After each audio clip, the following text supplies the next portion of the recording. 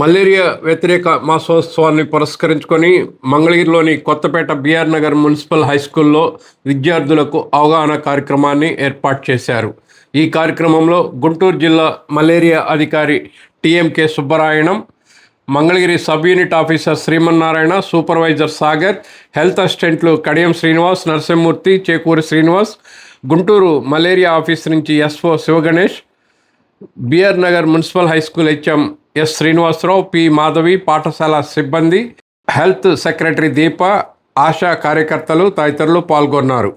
గుంటూరు జిల్లా మలేరియా అధికారి సుబ్బరాయణం విద్యార్థులకు మలేరియా రాకుండా నివారించేందుకు తీసుకోవాల్సిన చర్యలపై అవగాహన కల్పించారు. మలేరియా వ్యతిరేక మాసోత్సవం సందర్భంగా విద్యార్థులకు పరీక్ష నిర్వహించి ప్రతిభావంతులకు బహుమతులు అందజేశారు.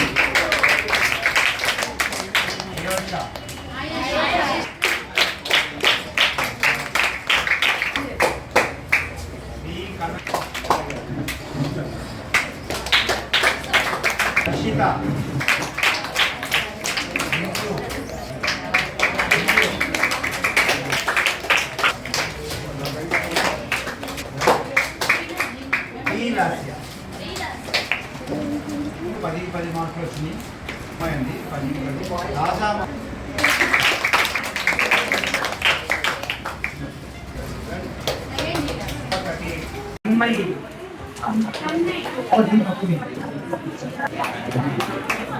సందర్భంగా విద్యార్థులను ఉద్దేశించి ఆయన మాట్లాడారు. అనంతరం జిల్లా మలేరియా ఆఫీసర్ సుబ్బరాయణం స్థానిక మీడియాతో మాట్లాడారు.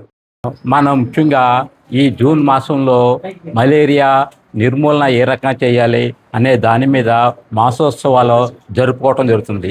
ఈ మాసోత్సవాలు అన్నది జూన్ 1 తారీఖు నుంచి 30వ తారీఖు వరకు జరుగుతాయి.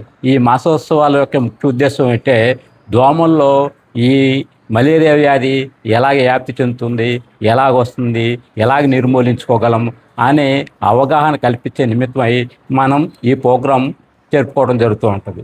మెయిన్ మనకి అంటే 2030 నాటికి అల్లా మనం మన ఇండియాలోనే మలేరియా వ్యాధి లేకుండా ఉండాలనే లక్ష్యంతో మనం పెట్టుకుని మనం నిర్మూలించాలనే లక్ష్యంతో పెట్టుకుని మనం ఈ కార్యక్రమాలన్నీ చేయటం జరుగుతుంది.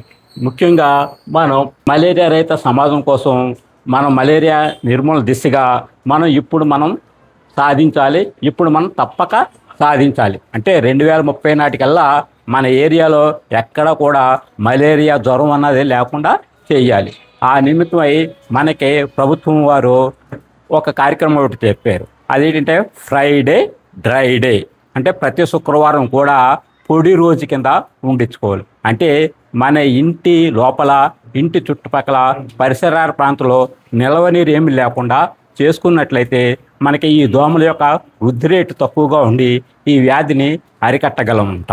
ప్రతి శుక్రవారం కూడా మీ ఇంట్లో ఈ ప్రదేశాలు అయితే ఏమి చెప్పుకున్నామో ఆ ప్రదేశాలన్నీ కూడా క్లియర్ చేసినట్లయితే మనకి దోమలు పెరిగే అవకాశం ఉండదు. దోమలు పుట్టకుండానే మనం చేసుకున్నట్లయితే ఈ వ్యాధులు, దోమ ద్వారా వచ్చే వ్యాధులు 5 కూడా మనకు రావు. అవి ఏంటంటే మలేరియా, డెంగ్యూ, చికెన్ గన్యా, మెదడు వాపు వ్యాధి, బోధకాలు వ్యాధి, ఈ 5 డిసీజులు కూడా మనకి రాకుండా ఉంటాయి. కాబట్టి మీరు ఫ్రైడే డ్రై డే కంపల్సరీ చేయాలి.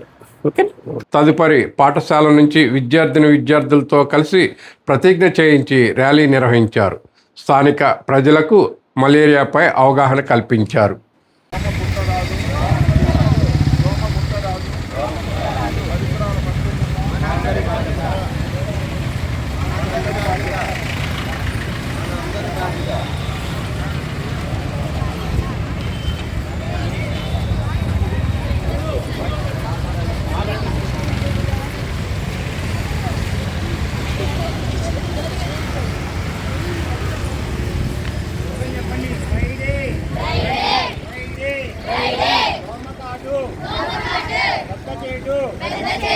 దోమకాటు